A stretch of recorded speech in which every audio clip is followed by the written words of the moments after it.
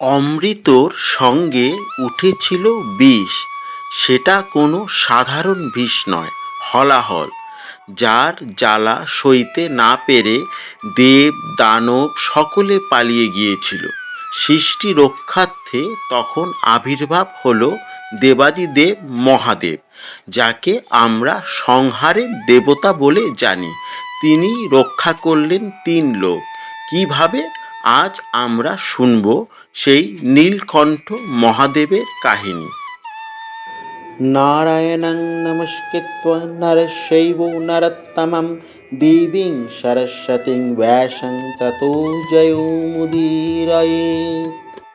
পুনর্বার সিন্ধু মন্থন ও মহাদেবের বিষপান। করজোরে দাঁড়াইল সব দেবগণে, শিব বলে মথ সিন্ধু রহাইলে কেনে। ইন্দ্র বলে মন্থন হইল দেব শেষ, নিবারিয়া আপনি গেলেন ঋষিকেশ। দেবাদিদেব মহাদেবের সেনাকে দেখে ও ভয়ঙ্কর মূর্তিতে দেবাদিদেবের রণসজ্জা দেখে সমস্ত দেবগণ ভীত ও সন্ত্রস্ত। তারা কর জোর করে নতমস্তকে তার সামনে দাঁড়িয়ে আছে। দেবাদিদেব মহাদেব গম্ভীর গলায় তাদের বললেন, সিন্ধু মন্থন করা তোমরা কেন বন্ধ করে দাঁড়িয়ে আছো? দেবরাজ ইন্দ্র প্রত্যুত্তরে বললেন, মন্থন তো শেষ হয়ে গেছে। স্বয়ং নারায়ণ সেই মন্থনকে সম্পূর্ণ করে ফিরে গেছেন। একে ক্রোধে আছিলেন দেব মহেশ্বর, দ্বিতীয় ইন্দ্রের বাক্যে কম্পে কলেবর। শিব বলে, এত গর্ব তোমা সবাকার, আমারে হেলন করো করি অহংকার। এমনিতেই দেবাদিদেব মহাদেব মা দুর্গার কথায় তিনি ক্রুদ্ধ হয়ে আছেন।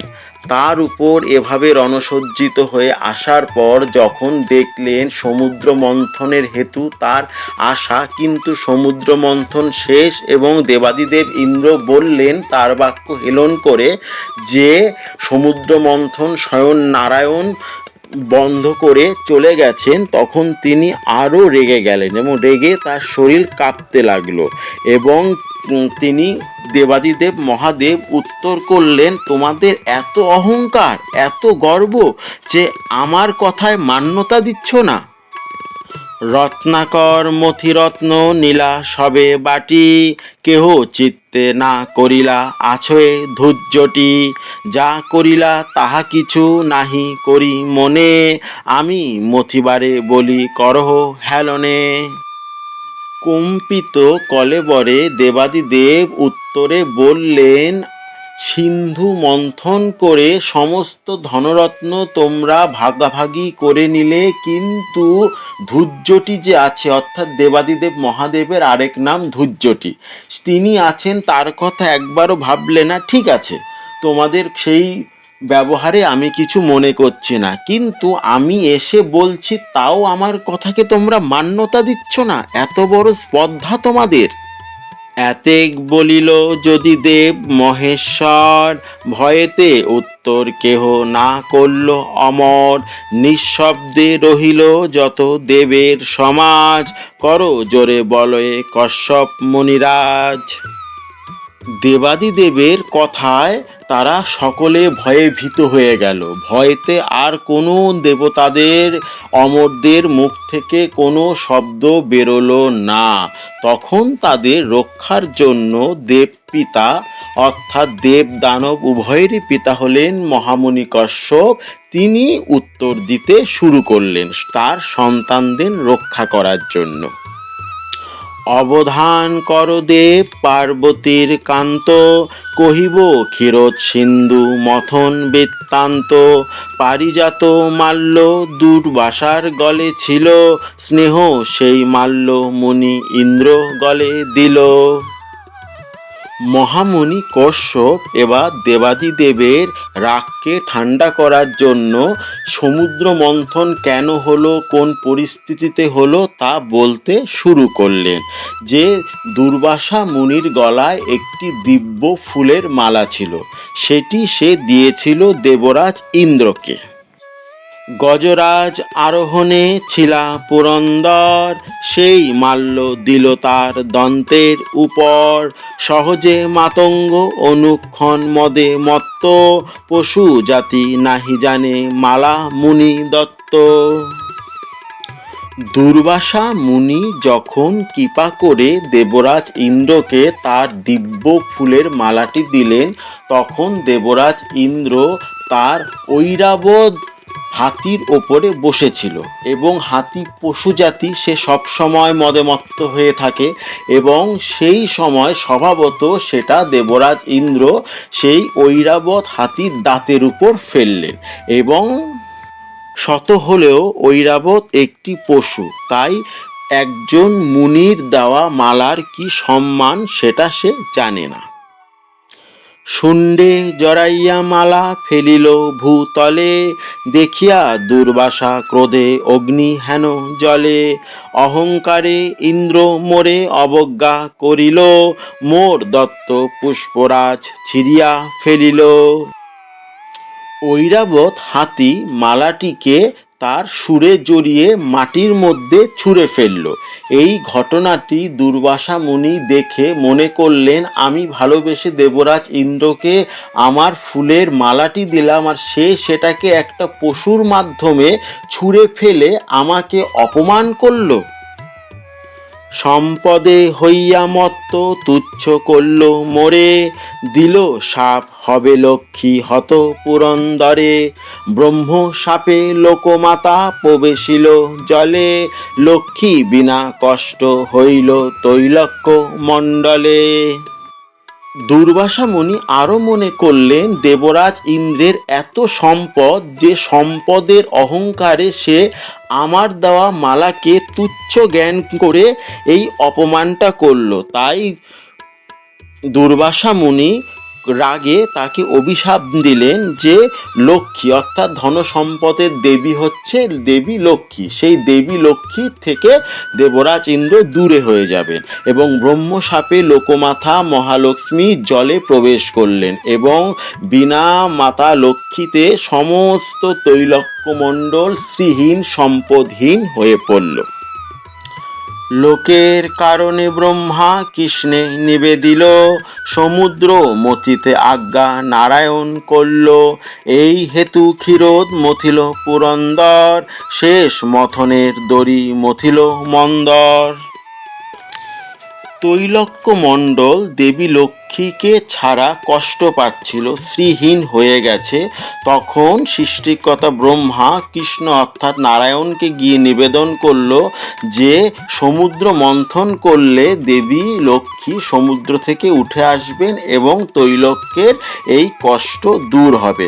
তাই নারায়ণ দেবরাজ ইন্দ্রকে আদেশ করলেন ক্ষীরোদ সমুদ্র মন্থন করার জন্য, এবং সেই মন্থন দণ্ড হলেন শয়ন পর্বত মন্দর, এবং নাগরাজ শেষনাগ হলেন তার মন্থনের দড়ি। অনেক উৎপাত হইল বরুণের পুরে, লক্ষ্মী দিয়া স্তব আসি করল গদাধরে। নিবারিয়া মথন গেলেন নারায়ণ, পুনঃ তুমি আজ্ঞা করো মথন কারণ। এই সমুদ্র মন্থনের জন্য বরুণ দেবের পুরীতে অনেক উৎপাত হলো, তছনছ হয়ে গেল, উচ্ছৃঙ্খল হয়ে গেল তার পুরী। বরুণ দেব মাতা লক্ষ্মীকে নিয়ে গিয়ে নারায়ণকে অনেক স্তব স্তুতি করে অর্পণ করলেন, এবং নারায়ণ স্বয়ং আদেশ করলেন এই সমুদ্র মন্থন বন্ধ করার জন্য। এবং দেবাদিদেব মহাদেব এখন এসে আবার মন্থন শুরু করার কথা বলছেন। বিষ্ণুর বলে বড় বলি আছিল অমর, এবে বিষ্ণু বিনা আর ভ্রমে কলেবর। দ্বিতীয় মথনদরি নাগরাজ শেষ, সাক্ষাতে আপনি দেব দেখো তার ক্লেশ। দেবতাদের বল স্বয়ং নারায়ণ, তার বলেই অমরবিন্দ অর্থাৎ দেবতারা বলিয়ান।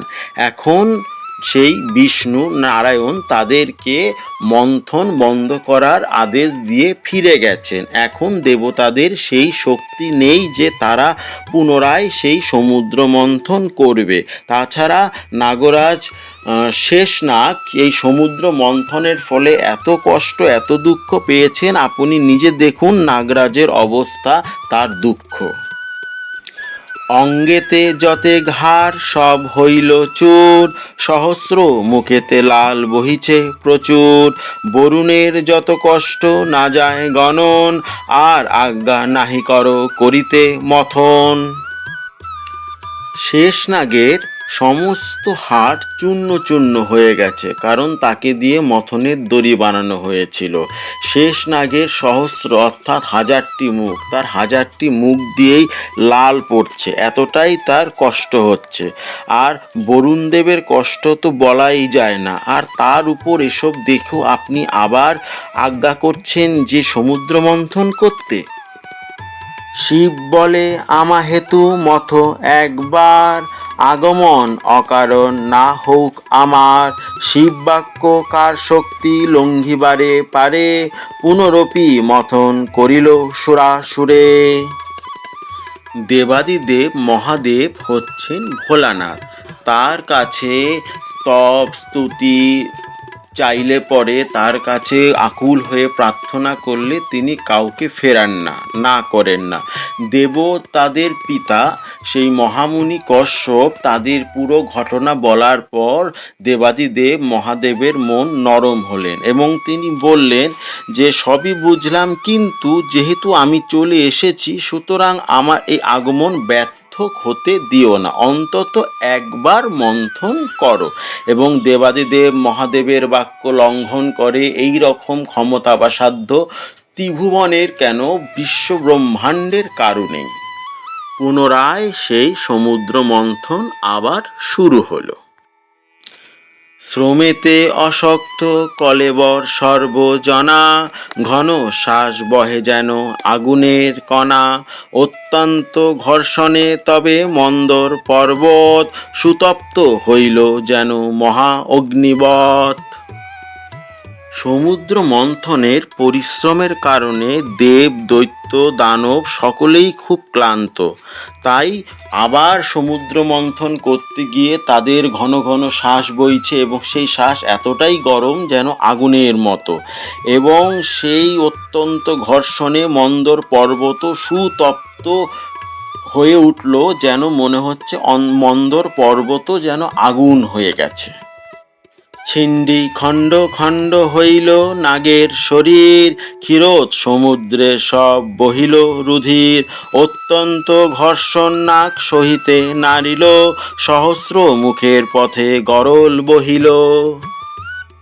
সমুদ্র মন্থনের পরিশ্রমের কারণে শেষনাগ এতটাই পরিশ্রান্ত হয়ে পড়েছে, তার সর্বশক্তি প্রয়োগ করেও আর সমুদ্র মন্থন তিনি করতে পারলেন না।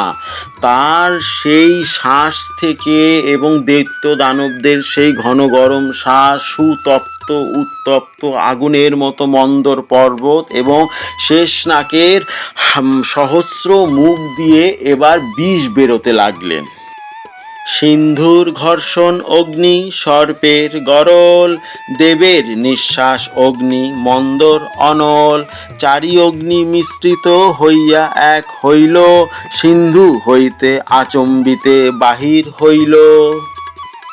ক্ষীরোদ সমুদ্রের ঘর্ষণের অগ্নি এবং সর্পরাজ শেষনাগের সেই বিষ এবং দেবতা এবং দানবদের নিঃশ্বাসের যে গরম বাতাস এবং মন্দরে অর্থাৎ মন্দর পর্বত যে সুতপ্ত আগুনের মতো হয়েছিল, সেই অগ্নি, এই চারটে গরম অগ্নি প্রবাহ একসাথে মিশে এক ভয়ঙ্কর জিনিস তৈরি হলো, যা সমুদ্র থেকে হঠাৎ বেরিয়ে আসলো।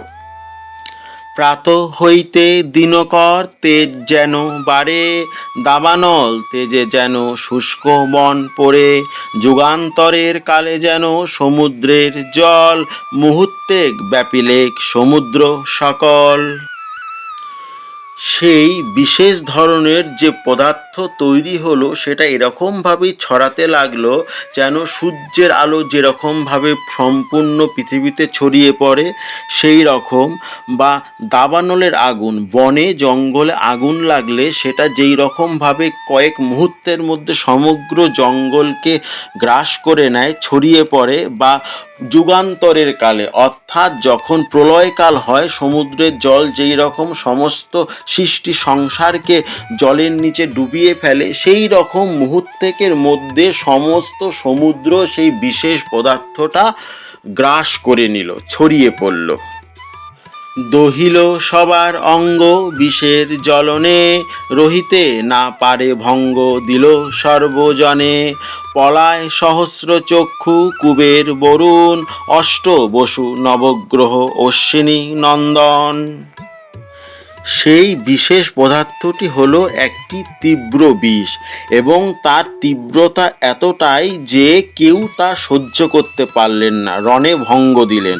সহস্রচক্ষু অর্থাৎ দেবরাজ ইন্দ্র, যার 1000টি চোখ ছিল, এবং এছাড়া কুবের, ধনের দেবতা কুবের এবং জলের দেবতা বরুণ, অষ্টবসু ও নবগ্রহ এবং অশ্বিনী নন্দন, তারা সকলেই পালিয়ে গেল, কেউ আর তা সহ্য করতে পারলেন না। অসুর রাক্ষস যক্ষ যত ছিল আর, সকলের মনে লাগিল চমৎকার। পালাইয়া গেল যত তৈলক্যের জন, বিষণ্ণ বদনে তবে চাহে তিলোচন।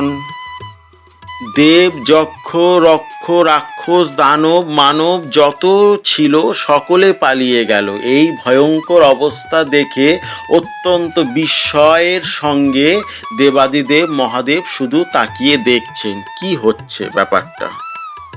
দূরে থাকি দেবগণ সবে করে স্তুতি, রক্ষা করো ভূতনাথ অনাথের গতি। তোমা বিনা রক্ষাকর্তা নাহি দেখি আন, সংসার হইল নষ্ট তোমা বিদ্যমান।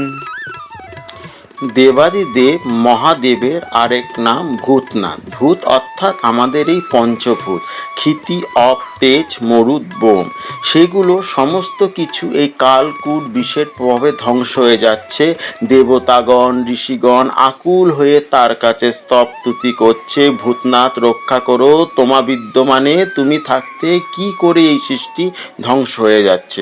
এবং দেবাদিদেব মহাদেব তাদের এই স্তবস্তুতি শুনে, আকুল প্রার্থনা শুনে তিনি প্রসন্ন হলেন। রাখো রাখো বিশ্বনাথ বিলম্ব না সয়, ক্ষণেক রহিলে আর হইবে প্রলয়। দেবের বিষাদ দেখি আকুতি স্তবন, বিষে দগ্ধ হয় সৃষ্টি দেখি তিলোচন। তিলোচন মহাদেবের কাছে প্রার্থনা করে জানাচ্ছে আর বিলম্ব করবেন না, বিলম্ব করলে সৃষ্টি ধ্বংস হয়ে যাবে, প্রলয় হয়ে যাবে।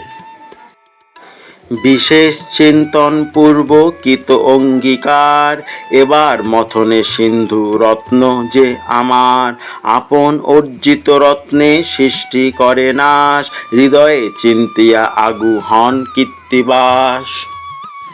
দেবাদিদেব মহাদেব পুনর্বার যখন সমুদ্র মন্থন শুরু করার জন্য বলেছিলেন, তখনই তিনি অঙ্গীকারবদ্ধ হয়েছিলেন যা পাবে তাই নিয়ে তিনি ক্ষান্ত হবেন। কিন্তু এখন দেখছে এই যেটি উৎপন্ন হয়েছে বিষ, সেটি হিসেব মতো তার অঙ্গীকার অনুসারে, এবং সেটা সৃষ্টিকে নাশ করছে। সমুদ্র জিনিয়া বিষ আকাশ পরশে, আকর্ষণ করিহর নিলেন গণ্ডূষে। দূরে থাকি সুরাসুর দেখে কৌতুকে, করিলেন বিষপান একই চুমুকে। দেবাদিদেব মহাদেব এবার সৃষ্টি রক্ষার জন্য দেখলেন সেই বিষ এবার আকাশে ছড়িয়ে পড়ছে। তিনি এক গণ্ডূষে হাতের মধ্যে তিনি সেটা ধারণ করে নিলেন এবং একবারেই চুমুকে তিনি সেটা পান করে নিলেন। অঙ্গীকার পালন স্বধর্ম দেখাবারে, কণ্ঠেতে রাখেন বিষ নালন উদরে। নীলবর্ণ কণ্ঠ বিষ মানে বিশ্বনাথ, নীলকণ্ঠ নামতেই হইল বিখ্যাত। সত্যনিষ্ঠা ও নিজের অঙ্গীকার রক্ষার জন্য এক অনন্য উদাহরণ রাখলেন দেবাদিদেব মহাদেব। আমরা যারা তার সেবা করি শুধু নাম করলে নয়, তার এই উদাহরণ, তার দেখানো পথকে অনুসরণ করা উচিত। নিজের অঙ্গীকার করা জিনিস যদি কালকূট বিষ হয় তবু তাকে গ্রহণ করতে হবে এবং করে নিজের সত্যতা রক্ষা করতে হবে। সেই বিষ ধারণ করলেন দেবাদিদেব মহাদেব তার গলার মধ্যে, কণ্ঠে, এবং বিষের প্রভাবে তার গলা নীল বর্ণ ধারণ করলেন। তখন থেকে তার আরেক নতুন নাম নীলকণ্ঠ হলো। আশ্চর্য দেখিয়া যত তৈলক্যের জন, গীতাঞ্জলি করি হরে করেন স্তবন। দেবাদিদেব মহাদেবের এই অনন্য অলৌকিক অত্যাশ্চর্য বললেও কম বলা হয়। এই লীলা দেখে সকলে স্তম্ভিত আশ্চর্য হয়ে এবং দেবাদিদেবের স্তব করতে শুরু করলেন। তুমি ব্রহ্মা বিষ্ণু শিব ধনের ঈশ্বর, যম সূর্য বায়ু সোম তুমি বৈশ্বানর। তুমি শেষ বরুণ নক্ষত্র বসু রুদ্র, তুমি স্বর্গ ক্ষিতি অর্ধ পর্বত সমুদ্র। যোগ জ্ঞান রেদ শাস্ত্র তুমি যজ্ঞ জপ, তুমি ধ্যান ধারণা তুমি সে উগ্র তপ। অকালে করিলা তুমি এ মহাপ্রলয়, কি করিব আজ্ঞা এবে দেহ মৃত্যুঞ্জয়। ত্রৈলোক্যের জন এই মহাভয়ঙ্কর পরিস্থিতি দেখে কোনো উপায় না দেখে এবার দেবাদিদেব মহাদেবের স্তব করতে লাগলেন। তবে তারা বললেন, তিনি ব্রহ্মা, তিনি বিষ্ণু, তিনি শিব, ধনের ঈশ্বর, সূর্য, যম, বায়ু, সোম, বৈশ্বানর অর্থাৎ অগ্নিদেব, সমস্তই তিনি। তিনি হচ্ছেন সেই শেষ নাগ, তিনি বরুণ দেব, জলের দেবতা, নক্ষত্র, বসু, রুদ্র, যা কিছু আছে সব তিনি। তিনি হচ্ছেন স্বর্গ, ক্ষিতি, অর্ধ, পর্বত, সমুদ্র, সমস্ত কিছুই হচ্ছে তিনি। এছাড়া যোগ, জ্ঞান, রেদ, শাস্ত্র এবং যজ্ঞ, জপ, জ্ঞান, ধ্যান যা আছে সমগ্র কিছু তুমি। শুধু তাই নয় যে উগ্র তাপ, উগ্র ধ্যান, যেটা বিশেষ বিশেষ লোক করে বিশেষ সিদ্ধি অর্জন করে থাকেন, সেটাও হলেন দেবাদিদেব মহাদেব। এবং অকালে যে মহাপ্রলয়ের সৃষ্টি হলো সেটাও তার দ্বারাই হয়েছে। এবার কি করব আপনি আজ্ঞা দিন, মানে তার কাছে সম্পূর্ণরূপে সবাই আত্মসমর্পণ করলো, যেটাকে ক্লাসিক ভাষায় বলা হয় স্যারেন্ডার। এত শুনি আজ্ঞা দিল দেব মহেশ্বর, রাখো নিয়া যথাস্থানে আছিল মন্দর। মথন নিবৃত্তি করো নাহি আর কাজ, অনেক পাইলে কষ্ট দেবের সমাজ। দেবাদিদেব মহাদেব সকলের প্রার্থনায় সকরুণ হৃদয়ে তার বিগলিত হলো এবং তিনি মন্থন নিবৃত্ত করার আদেশ দিলেন, যাতে দেবের সমাজের আর কষ্ট না হয় এবং মন্থনের যে দণ্ড মন্দর পর্বত, তাকে যে স্থান থেকে আনা হয়েছিল সেখানে রেখে আসার আদেশ দিলেন। দেবাদিদেবের মহাদেবের এই মথন নিবৃত্তির আদেশ পেয়ে সকলে খুব আনন্দিত হলো। তারা যেন প্রাণ ফিরে পেল এবং তার আদেশ অনুযায়ী যে ৩৩টি স্তরের দেবতা ছিল তারা সকলে মিলে এই সুবৃহৎ এবং অত্যন্ত ভারী মন্দর পর্বতকে তোলার জন্য চেষ্টা করতে লাগলেন। কাহারও শক্তি নহিল তুলিতে গিরিবর, তুলিয়া লইল গিরি শেষ বিষধর। যথাস্থানে মন্দর থইল লয়ে শেষ, নিবারিয়া সবে গেল যার যেই দেশ। এত চেষ্টা করেও শেষ পর্যন্ত কেউ সেই মন্দর পর্বতকে তুলতে পারলেন না। অবশেষে শেষ না যে সেই মন্দর পর্বতকে এনেছিলেন সেই তাকে তার যথাস্থানে রেখে আসলেন এবং সমস্ত দেবতা, মুনি, ঋষিগণ যে যে স্থান থেকে এসছিলেন তারা সেই স্থানেই তাদের নিজ নিজ দেশে ফিরে গেলেন। কাশিরাম দাস কহে করিয়া মিনতি, অনুক্ষণ নীলকণ্ঠ পদে রহে মতি। মহাভারতের কথা সুধা হইতে সুধা, করিলে শ্রবণে পান যায় ভব ক্ষুধা। কবি কাশিরাম দাসের মিনতি, এই দেবাদিদেব মহাদেব যিনি প্রলয়ের দেবতা বলা হয়, সংহারের দেবতা, তিনি এই সংহারকে রোধ করলেন এবং নিজে বিষ পান করে নীলকণ্ঠ হলেন। এই নীলকণ্ঠ মহাদেবের প্রতি যাতে আমাদের সকলের মন থাকে সেটা তিনি প্রার্থনা করছেন। এবং এই মহাভারতের কথা অমৃতর থেকেও অমৃত, সুধা হতে সুধা, এবং যা কর্ণপথে শ্রবণ করলে এই ভবক্ষুধা, এই সংসার বাসনার থেকে নিবৃত্তি হয়। মহাভারতের কথা অমৃত সমান, কাশিরাম দাস ভনে শুনে পুণ্যবান। মহাভারতের কথা অমৃতের সঙ্গে তুলনা করা হয়েছে। অমৃত খেলে যেমন মানুষ বা যে প্রাণী গ্রহণ করে সে অমর হয়, সেই রকমভাবে মহাভারতের কথা শ্রবণ করলে পুণ্য জন্মায়, অর্থাৎ সে পুণ্যবান হয়। মহাভারতের পরের পর্ব দেখতে চোখ রাখুন আমাদের চ্যানেলে। আমাদের উৎসাহিত করতে ও আরও সনাতনের ভক্তিরসের ভিডিও পেতে চ্যানেলটিকে সাবস্ক্রাইব করে আমাদের পাশে থাকবেন বন্ধুরা। নমস্কার।